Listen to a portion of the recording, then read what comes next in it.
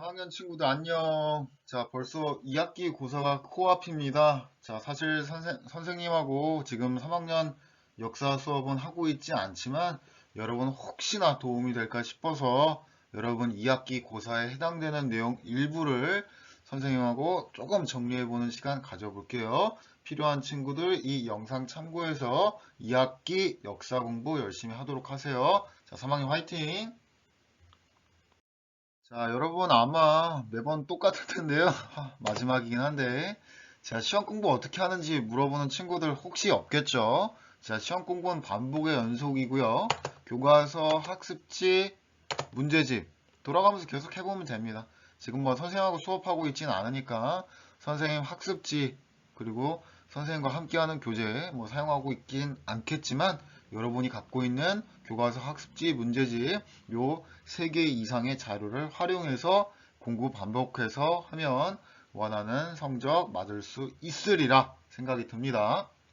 여러분 2학기 고사도요. 자, 마찬가지입니다. 지금 여러분 시험 범위가 조선 후기라고 알고 있습니다. 임진왜란 이후겠죠? 그래서 임진왜란부터 조선의 임금이라고 불리는 사람이 어떤 일을 했는지 또 조금 더 플러스해 본다면 뭐 조선이라고 하는 정치 체제는 무엇이었고 문화는 무엇이었고 뭐 사회적으로는 무엇이었고 뭐 이런 거 나오겠죠. 그래서 핵심은 그래도 똑같습니다. 결국 역사라고 하는 건 사람이 무엇을 했는가라고 하는 부분이기 때문에 조선 후기 왕들의 업적을 여러분이 이걸 중점으로 2학기 고사를 준비하면 될 겁니다. 자, 몇 가지 내용들 한번 선생님이 정리를 해봤거든요. 자, 같이 한번 보죠. 자, 임진왜란, 호란 이후 조선을 여러분이 알아볼 거고요. 이게 조선 후기라고 불리게 되는 그 범위에 해당됩니다.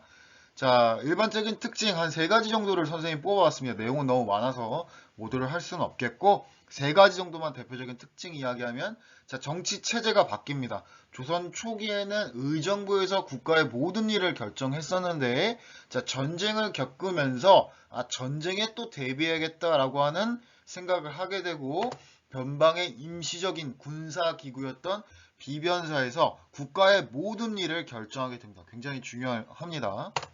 자, 두 번째로 조선 초기에 안정적으로 세금을 내는 제도가 있었는데 이게 두 차례에 걸친 큰 전쟁을 통해서 다 박살이 나고 무너지고요. 자, 대신 땅, 토지에는 영전법이라고 해서 영원히 정하는 겁니다. 약 1개월당 4에서 6두에 해당하는 예전에는 토지의 질이나 그 해의 생산량에 따라서 세금의 천차만별로 구분을 했는데 전쟁을 겪으면서 국토가 모두 초토화되었기 때문에 또 농사를 지을 수 있는 노동력이 없기 때문에 최하등급에 해당되는 그 세금의 양을 모든 토지에 똑같이 매기게 됩니다. 그걸 영정법이라고 합니다. 그러니까 백성들이 먹고 살기 힘든 걸 국가가 어느 정도 인정을 해줬다라고 하는 이야기. 자, 두 번째로 군역. 자, 일반적으로 전근대 사회라고 불리는 시대는 16세에서 60세를 정남이라고 해서 이들이 군대에 가서 군 복무를 해줘야 됩니다. 실제로 군대 가는 게 한계가 있기 때문에 이미 조선 중기부터 세금을 내면 돈을 내면 군대에 가지 않아도 된단 말이에요. 그래서 그때부터 1년에 2필 정도의 세금을 내고 있었는데 전쟁을 겪으면서 이것도 너무 부담된다고 해요. 그래서 이것을 1년에 1필 내는 세금으로 바꾸게 됩니다. 그걸 균역법이라고 하고 정확하게는 영조 때 시행된 제도입니다. 자, 세 번째 공납. 자, 대동법이라고 해서 조선 초기에 전국 곳곳이 있겠죠. 팔도 곳곳에 특산물이 있겠죠. 그걸 특산물, 물건 그대로 중앙에 세금으로 내도록 했어요. 자, 그런데 전쟁을 겪으면서 물건을 그대로 옮기는 것도 한계가 있고, 자, 대신 땅의 면적을 기준으로 세금을 거두도록 바꿉니다. 그게 대동법입니다. 광해군 때 처음으로 실시되어서 경기도를 중점으로 시행되어서 전국으로 시행되는데 100년이나 걸렸던 제도 중에 하나입니다.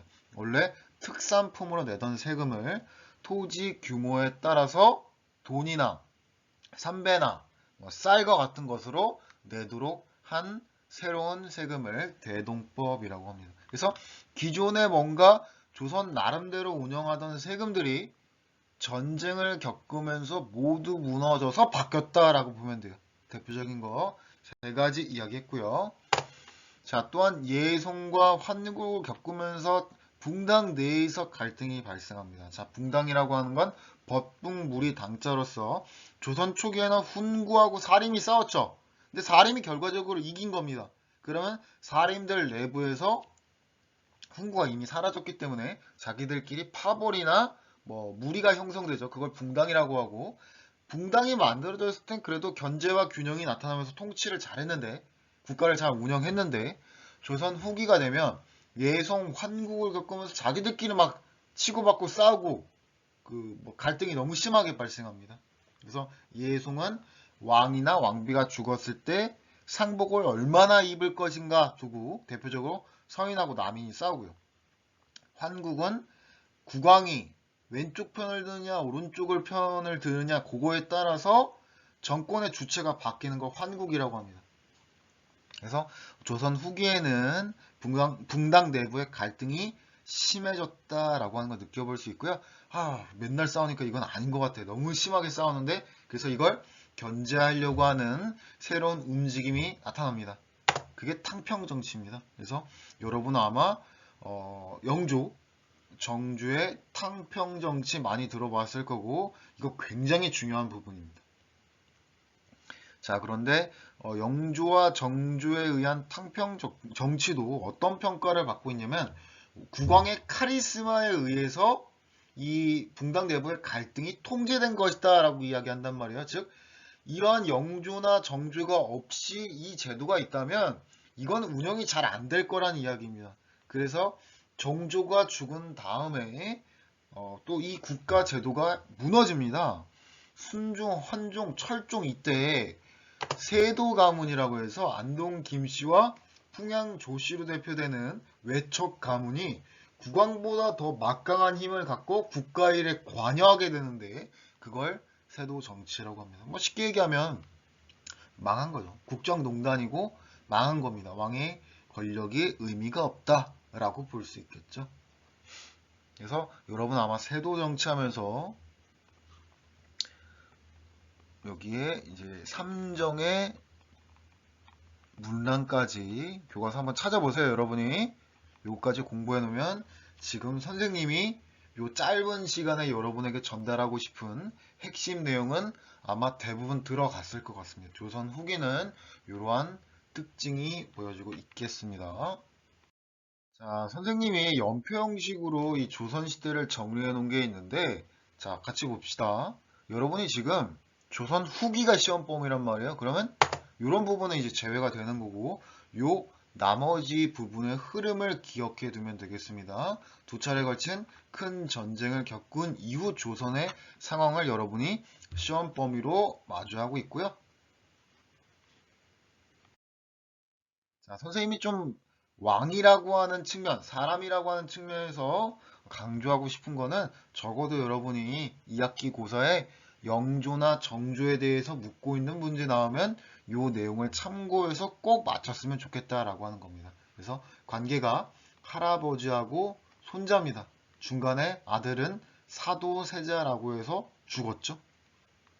그래서 시험 문제에 보통 영조하고 정조 구분하는 경우도 나오고 경우에 따라서 영조 한 문제, 정조 한 문제 이런 식으로 나오기도 할 겁니다.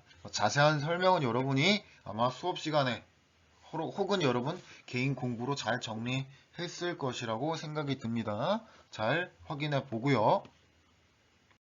자, 혹시 이 영상을 개인적으로 잘 활용하는 친구들이 있을까 싶어요. 그래서 선생님이 따로 한번 문제를 가져와 봤는데 한국사 능력 검정 시험 문제 중에 여러분 시험 범위에 해당되는 내용입니다.